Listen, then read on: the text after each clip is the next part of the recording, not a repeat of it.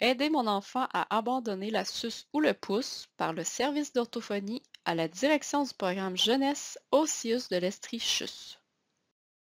Notre établissement s'est engagé à soutenir, protéger et promouvoir l'allaitement maternel et vise la certification Initiative Amis des bébés pour l'ensemble de ses installations.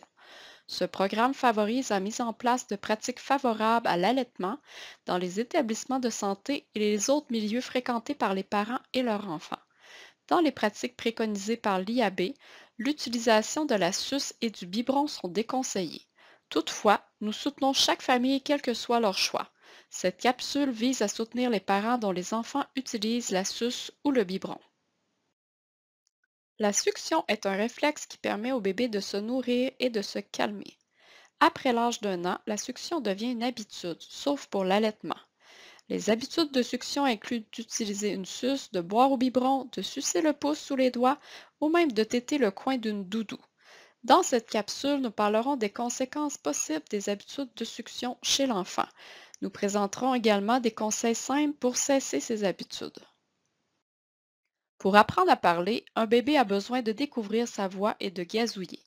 Il a besoin d'explorer les sons et de vous imiter. Si votre bébé ou votre jeune enfant prend souvent sa suce et la garde longtemps durant la journée, il perd des occasions de se pratiquer. Cela peut retarder l'apparition de son langage. Les habitudes de succion peuvent à la longue modifier la forme du palais, la position des dents et la musculature de la bouche. Lorsque l'enfant tète, certains muscles de la bouche et de la langue travaillent très fort, mais d'autres muscles nécessaires pour parler ne travaillent pas assez. Ceci peut avoir un impact sur la façon correcte d'avaler les aliments et sur la prononciation de certains sons. La succion peut aussi augmenter les risques d'otite en déplaçant certains microbes de la bouche et du nez vers l'intérieur de l'oreille. Avec toutes ces conséquences possibles à long terme, il ne faut pas trop attendre pour éliminer les habitudes de succion chez votre enfant. Il est recommandé d'envisager l'abandon de la suce dès que possible et surtout à partir de l'âge d'un an. Même avant l'âge d'un an, votre enfant ne doit pas avoir toujours sa suce dans la bouche. Enlevez doucement la suce de votre bébé quand elle n'est pas utile. N'utilisez pas la suce trop vite pour calmer votre enfant. Ses pleurs ou ses comportements servent à vous communiquer un besoin. Il peut avoir faim, être fatigué ou avoir besoin de jouer et interagir avec vous. Essayez de comprendre ce qui le rend inconfortable et répondez à son besoin avant de penser à lui donner sa suce. Changer des habitudes demande du temps et de l'adaptation. Choisissez le bon moment pour diminuer l'utilisation de la suce chez votre enfant. Évitez de commencer lors d'une période de grand changement pour vous ou votre enfant, comme un déménagement, l'entrée en garderie ou l'arrivée d'un nouveau-né. Changer des habitudes demande aussi de la motivation. Soyez prêt et convaincu que c'est la bonne décision. Si votre enfant est en âge de comprendre, tentez de prendre cette décision avec lui. Il va mieux collaborer s'il se sent impliqué dans la démarche. Expliquez-lui avec des mots simples. Tu es grand maintenant, il faut prendre soin de tes dents et de ta bouche. Allez-y graduellement en petites étapes. Limitez les endroits et les moments pour utiliser la suce. Par exemple, vous pouvez d'abord la retirer le jour quand votre enfant joue à la maison. Puis, vous ne la donnez plus quand vous êtes en voiture. Ensuite, vous vous entendez avec l'éducatrice et vous ne la portez plus à la garderie. Éventuellement, la suce restera dans la chambre et ne servira qu'avant le dodo. Il ne restera qu'une dernière étape à franchir. Ce sera plus facile d'enlever complètement la suce si elle est de moins en moins utilisée dans la vie de tous les jours et si vous la mettez hors de la vue de votre enfant. Délaisser la suce est une étape importante pour votre enfant. Il peut se sentir frustré ou triste de ne pas avoir sa suce comme à l'habitude. N'hésitez pas à nommer ses sentiments. Aidez-le à exprimer ses émotions en y ajoutant des mots. Tu es triste, tu pleures parce que tu veux ta suce, c'est normal. Je peux t'aider avec un câlin. Favorisez une approche positive. Félicitez votre enfant. Tu t'es calmé tout seul sans ta suce, je suis fière de toi. Vous pouvez utiliser un calendrier de renforcement pour l'aider à suivre ses progrès au jour le jour. Ainsi, il pourra prendre confiance en lui. Évitez surtout de le culpabiliser, de le punir ou de le comparer à d'autres enfants. Utilisez votre imagination. Vous pouvez inventer une fée des suces qui viendra les échanger contre une petite surprise. Vous pouvez offrir les suces en cadeau à un nouveau bébé dans votre entourage.